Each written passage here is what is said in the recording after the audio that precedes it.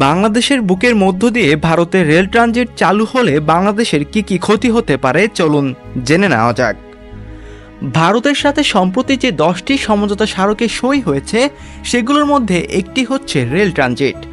নতুন সমঝোতা চুক্তির ফলে বাংলাদেশের ভেতর দিয়ে রেল যোগে ভারত এখন সরাসরি নিজেদের পণ্য ও মালামাল পরিবহন সুবিধা পাবে।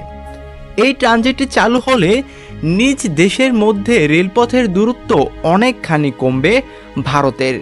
নতুন যে চুক্তিটি হয়েছে সেটি আওতায় ভারতের মালবাহী ট্রেন পশ্চিমবঙ্গ গেদে সীমান্ত দিয়ে বাংলাদেশ চুয়াডাঙ্গা প্রবেশ করবে বলে জানা গেছে। এরপর দর্শনা রেল স্টেশন থেকে পাবনার ঈশ্বরদী, নাটোর, আবদুল্লাপুর, দিনাজপুর, পার্বতীপুর, নীলফামারীতে চিলহাটি হতে ভারতের পশ্চিমবঙ্গের কোচবিহার জেলার হলদিবাড়ি স্টেশনে মালবাহী ট্রেন নিতে চায় ভারত।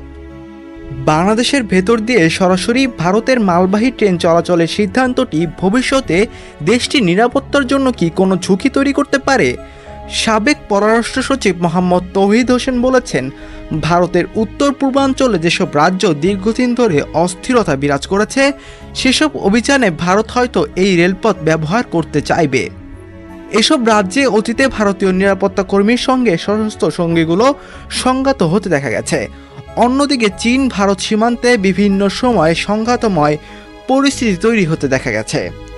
এমন সংঘাতময় পরিস্থিতিতে দুঃসময়ে ভারত অবশ্যই এসব ট্রানজিট রুট ব্যবহার করতে চাইবে এবং সেটি দীর্ঘমেয়াদে বাংলাদেশের জন্য দুশ্চিন্তার সবচেয়ে বড় কারণ হয়ে উঠতে পারে।